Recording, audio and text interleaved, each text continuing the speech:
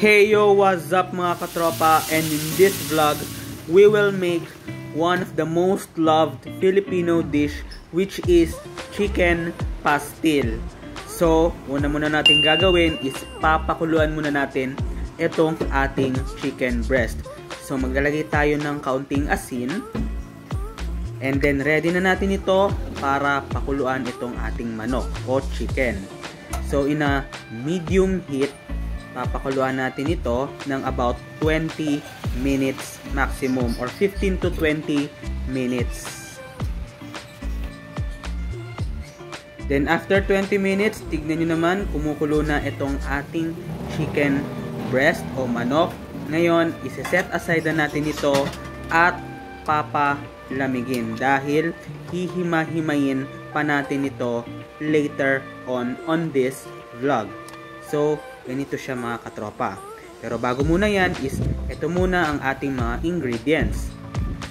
Chicken broth o yung pinagpakuluan ng manok, garlic and onions, soy sauce, sugar, ground black pepper, red chili, curry powder, fish sauce o patis, and itong ating chicken breast o pitso ng manok. So, una muna natin gagawin is, once na malamig na, make sure na kailangan malinis na malinis ang inyong mga kamay. So, hihima-himayin natin ito sa pamamagitan ng pag-aalis o we will remove the skin in our chicken breast like this. So, dadandahanin nyo lang yung pag-aalis o yung pagtatanggal ng mga natitirang balat dito po sa ating manok. So, make sure na kailangan malinis at maganda yung inyong pagkakahimay dito sa ating chicken breast like this. So, ganyan, hima-himay na natin ito. So, ngayon mga katropa, tignan nyo naman, nahimay na natin itong ating manok. So, ready na natin ito para lutuin. So, magigisa tayo ng garlic. Next, itong ating onions. Next, itong ating red chili. So, ito yung magpapagana dito sa ating chicken pastil.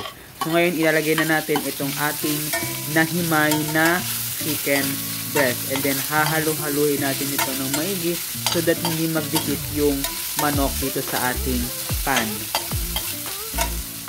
Next, we will put fish sauce o patis to balance the taste of our chicken pastil. We will put soy sauce o toyo. Ayan. Then, halo-haluin nyo lang uli ng maigi. We will put chicken broth o pinagpakuluan ng manok. This will give an additional taste in our chicken pastil. So, hahalo-haluin nyo lang siya ng maigi mga katropa.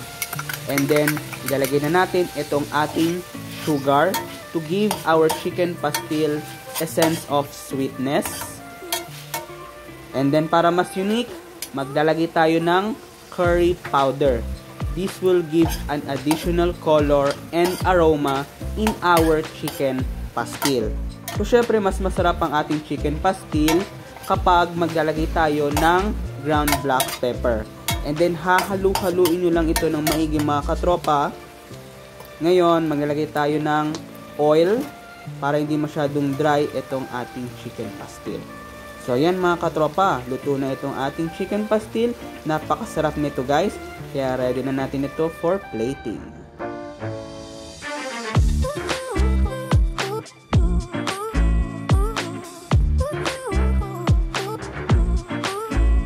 So, we have rice. And then, we will put our chicken pastil on the top of the rice. Wow! Super sarap nito guys. As in. Kaya naman, try this easy but super delicious Filipino style chicken pastil a la Joms TV.